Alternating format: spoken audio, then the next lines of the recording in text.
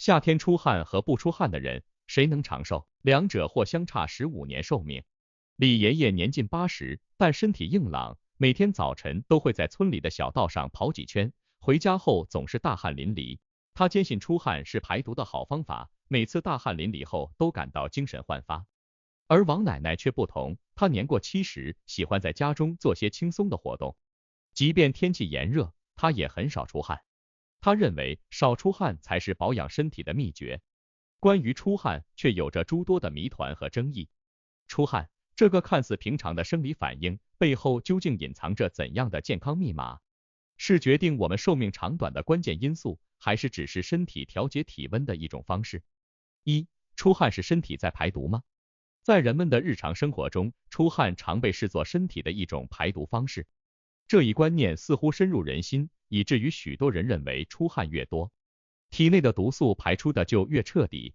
体内的代谢废物主要通过血液运输到肝脏和肾脏排出，汗液的99%是水，剩余的1%则包括尿素、乳酸和氯化钠等成分。出汗的真正作用在于调节体温，而非排毒。如果将出汗与排毒混为一谈，不仅会误导公众，还可能引发一系列健康误区。一些健身教练和保健品推销员常常鼓吹出汗的好处，声称出汗能排毒、减肥、增强免疫力，甚至美容养颜。不过，过度出汗会加剧体液的流失，带来更多的健康风险。出汗并不能作为衡量身体健康的唯一标准，出汗只是身体自我调节的一部分。它的重要性在于帮助身体维持适宜的温度，而不是充当代谢废物的出口。因此，与其盲目相信出汗排毒的说法，不如更多关注如何科学的保持身体健康。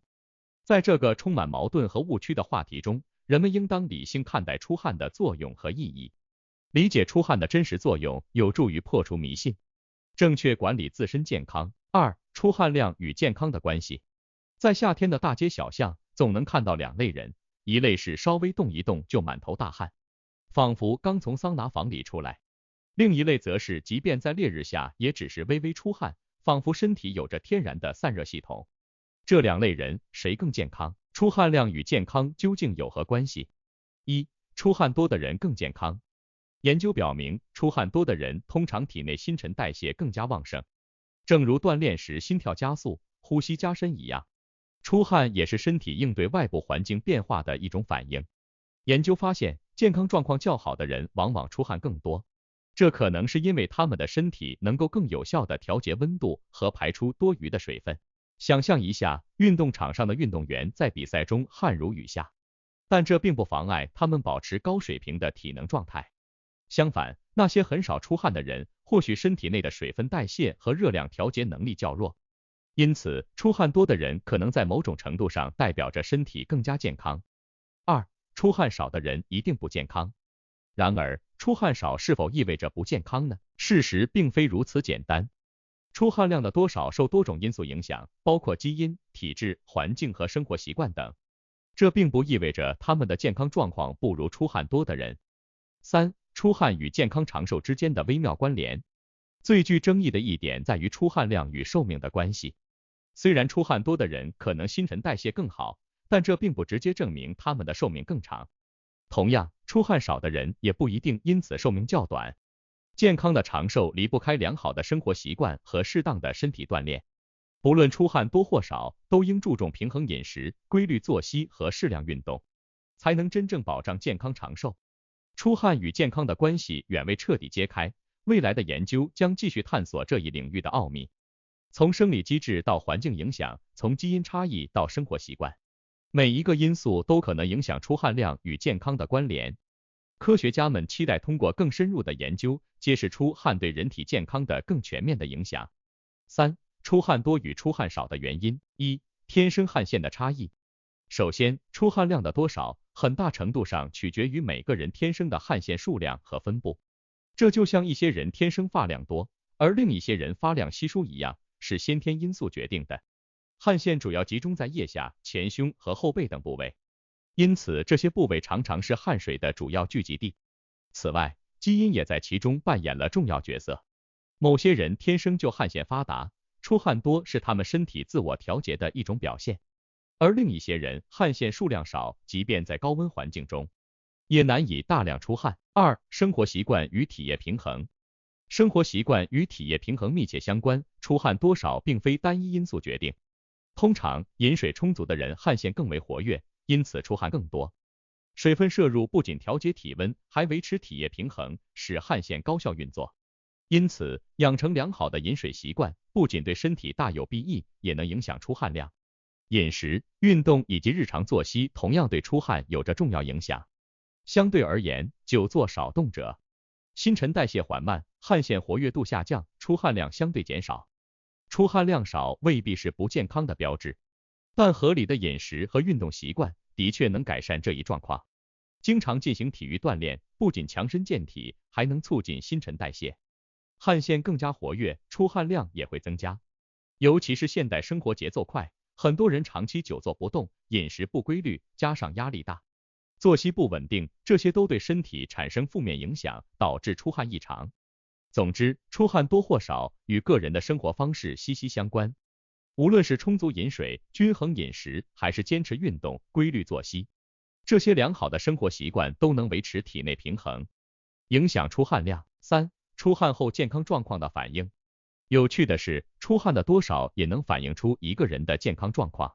健康的人通常新陈代谢旺盛，出汗量较多，而那些出汗少的人可能存在体质虚弱或某些健康问题。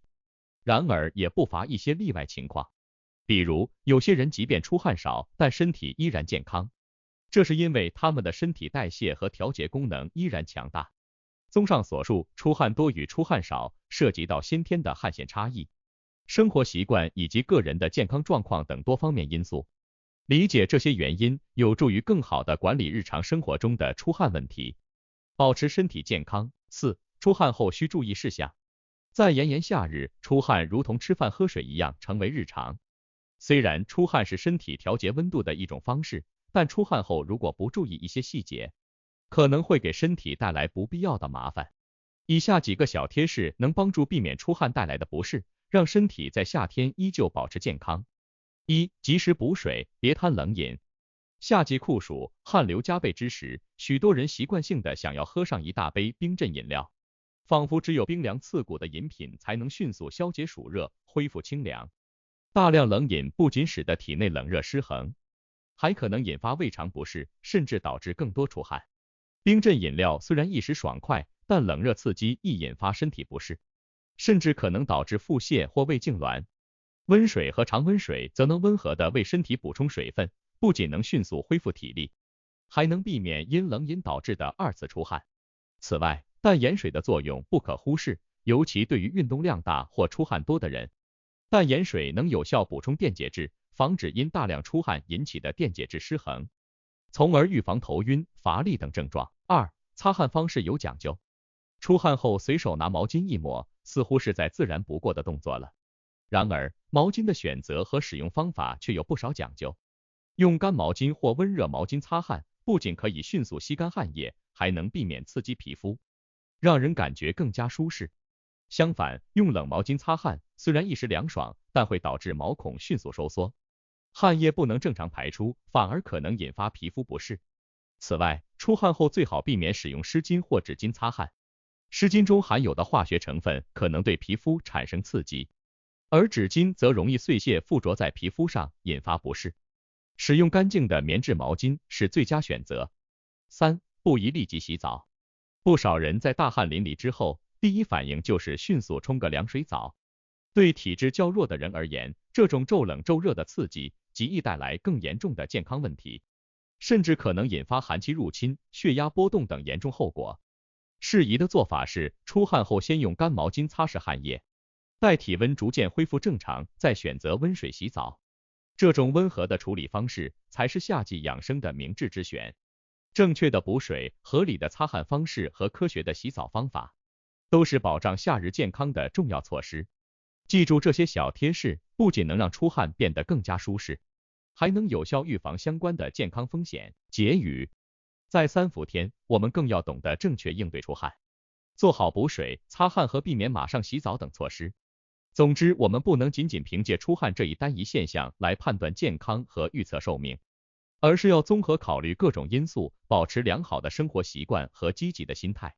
让我们以科学的态度对待身体的每一个反应，关爱自己，追求更健康、更长寿的生活。